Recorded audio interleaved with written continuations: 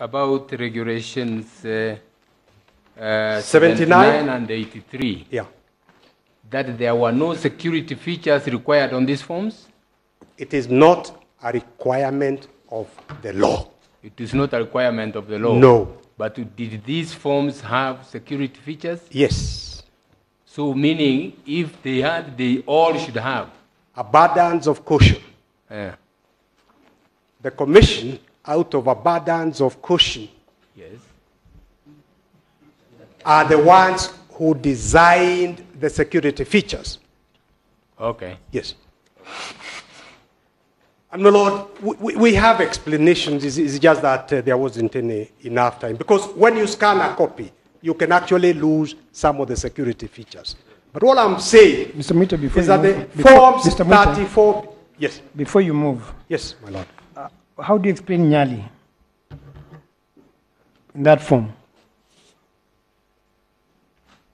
And the serial number, or lack of it?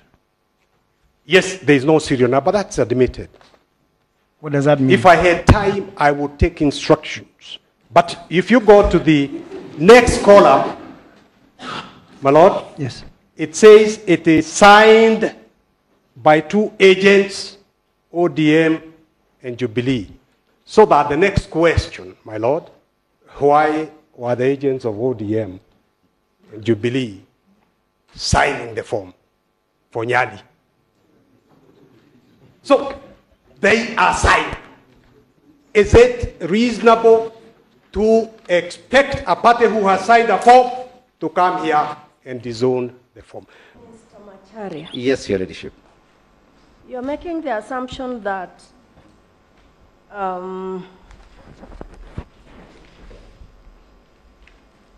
the voter votes for whatever candidate it is they want. Yes, And when putting, and that's an assumption, yes, when putting their ballot box in their ballot papers in the box yes, for the candidate they have voted for, yes. they would put all 6. No. That's the only way Yes, a stray ballot would arise. A stray ballot is one yes, which is put in the wrong box. correct. So even though it is correctly marked, Yes, it is dropped in the wrong box. correct. My question is this: Yes, where a candidate, where a voter collects the 6 ballots, yes, because the assumption is we will be given all 6, yes, you're given all 6. and you want to vote for only one candidate, Yes. where do the other 5 ballot papers go? It's a very simple question. That's what I answered, Your Ladyship. That the law, and I think the regulations actually make it quite clear, that even having been given the 6, and even with the color coding that the ballot boxes have, and the ballots themselves have, room is still created for what Your Ladyship correctly called the stray ballot, which is a correct ballot placed in the wrong box. Now, when you look at the regulations and you decide to do your ruling, you will find that those stray ballots are kept in a separate envelope by themselves, according to the rules. Yes. Mr. Macharia, Yes, my lord. you are still not answering the question. Yes. You walk into a polling booth. Yes. You're given 6 ballot papers. Yes. So you decide, as you may decide, Yes. that you'll only vote for a presidential candidate. Correct. That leaves you with 5. Yes. Those 5 Yes. are not stray. No. They are unused. Yes. You've been given 6, Yes. but you have elected to use only 1. Yes. That leaves you with 5. Yes. What we are asking, Yes. where do those 5 go? How are they accounted for? It's a simple question. Oh, yes. And They're not stray. No, they're not stray. They can only be stray if they have found themselves through in the wrong ballot box. And that's the point. Okay. So they're not stray. So you still remain with 5. Yes. Where do you put them? You carry them away? No, no, no, no, no. How are they accounted for? No, and that's the point I'm making. You vote. You vote for one, and vote for the second, and vote for the third. You have 6. No, see, this is a Yes, my lord. Please cut me wrong. There are these figures you said that were cast on the television screens. Yes, my lord. What did you call them? They have been referred to in my client's responses as statistics.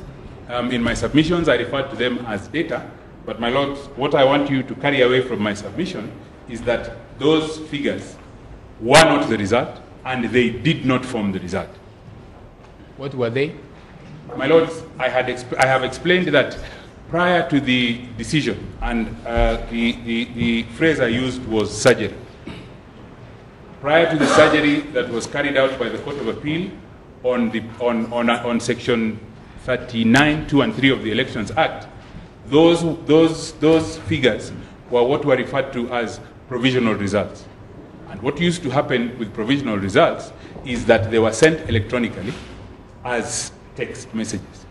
And my client would then transmit, or the presiding officers and the presiding officers would then transmit either electronically or in hard copy they would transmit the physical Form 34A to the National Tally Center.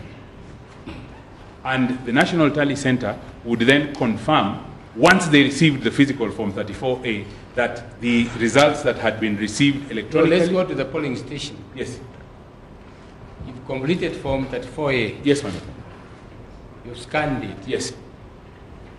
The figures on Form 34A, you now manually enter them. Yes. Into the what? Into the KIMS kit. Yes. Yes, madam. What do you do with them? You send them simultaneously. Yeah. Send them simultaneously to the National Tally Center and to the Constituency Tally Center. Yeah.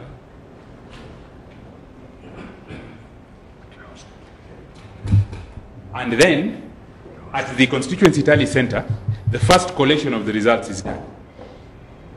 And the first collation is then sent as Form 34B to the National Tally Center. At the National Tally Center, the Form 34Bs are tallied from the 291 constituencies and a result declared. So the ones which are entered manually are the ones which went to the screens? The ones which were entered manually, my lord, are the ones which went to the screens, yes. Okay. But they were not the result, and they were not the result because of the decision of the Court of Appeal in Civil Appeal number 105 of 2017. They were provisional results.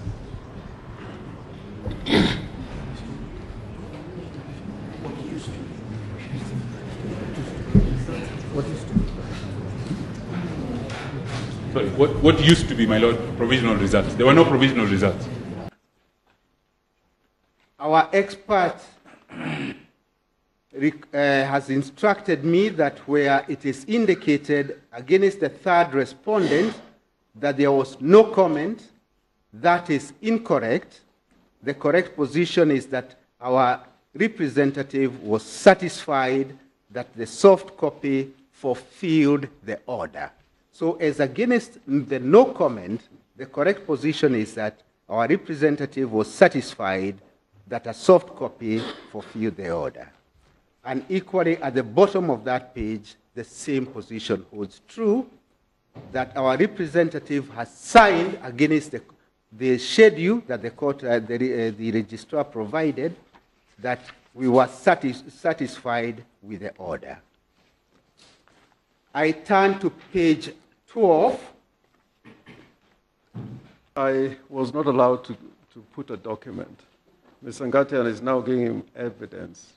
Well, Mr. Ngatian, my learned friend, is now giving evidence of what his experts have told him, and is not part of the report. I don't think he can be allowed to do that.